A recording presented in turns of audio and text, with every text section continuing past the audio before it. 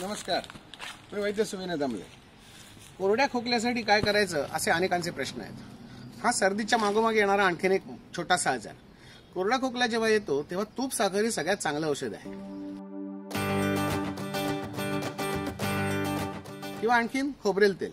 खोबरेल तेल डोक्यावर घालावं कोमट करून, कानात घालावं कोमट करून, घशाला देखील लावावं खोबरेल तेल। आणि हे खोबरेल तेल एवढं लावावं की दुसऱ्या कोणीतरी विचारलं पाहिजे की अरे एवढं तेल कशाला लावलंस। हेच खोबरेल तेल जरा गरम करायचं, त्याच्यात किंचित काळी मिरी घालायची, म्हणजे 1 चमचा खोबरेल जर असेल तर त्याला 1 चिमूट काळी मिरी घालायची, वाटलं तर गुळ साखर घातली तरी चालेल। आणि हे खोबरेल प्यायचं। असं दिवसातनं 5-6 वेळा खोबरेल तेल प्या। त्याच्या जोडीला तूप साखर घ्या आणि हे तूप साखर जर घशाला खूपच असं चिकचिकीत वाटत असेल तर घोटभर गरम गरम पाणी प्या। कोरडा खोकला निश्चित जातो।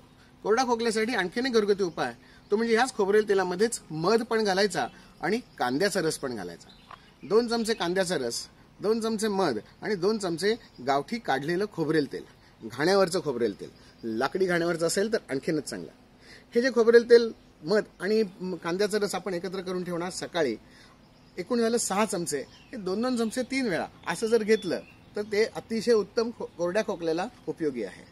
मात्र याला पथ्य एकच, पुन्हा हा वाताशी संबंधित असलेला कोरडेपणा म्हणजे वात, हा वात कमी होण्यासाठी तेलाचा वापर जेवणातही जास्ती करायचा, जेवणावर बंधन ठेवायचं, उशिरा फार जेवायचं नाही आणि पाणी कमी प्यायचं। एवढं केलं तरी कोरडा खोकला निघून जाईल।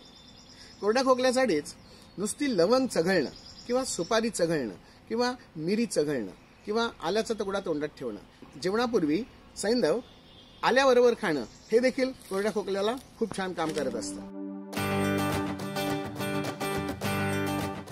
ज्येष्ठमधाचा तुकडा किंवा बेहडा नावाचं जे एक फळ मिळतं, त्या बेहड्याची साल असते, या सालीचा देखील वापर आपल्याला खूप छान काम करू शकतो।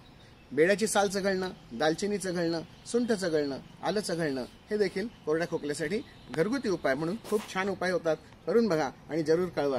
डिस्क्रिप्शन बॉक्स आपल्यासाठी मोकळाच आहे।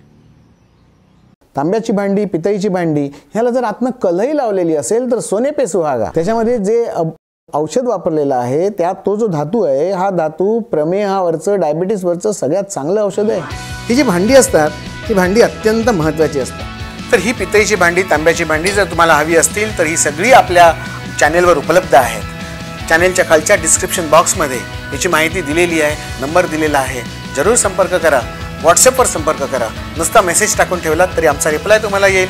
त्या रिप्लायमध्ये तुम्हाला या तांब्याच्या भांड्यांचा आकार, त्यांचा नंबर आणि त्यांची किंमत देखील कळवली जाईल। तुम्हाला जे भांडं आवडतंय ते तुम्ही निवडा आणि आम्हाला फक्त त्याचा नंबर कळवा आणि पैसे कसे पाठवायचे डिस्क्रिप्शन बॉक्समध्ये बघून घ्या। ते भांडं तुम्हाला निश्चितपणे घरपोच होईल। कोणाला भेट देण्यासाठी, ही आरोग्याची भेट असेल, तुमच्या घरात आरोग्य आणण्यासाठी ही आरोग्याची भेट स्वीकारलेली असेल, भाऊबीजेच्या वेळेला असेल, पाडव्याच्या वेळेला असेल, कुठच्या तरी रिटर्न गिफ्टच्या वेळेला, अशी भेट कायमची आठवण राहील तुमची आणि आमच्या चॅनेलची सुद्धा।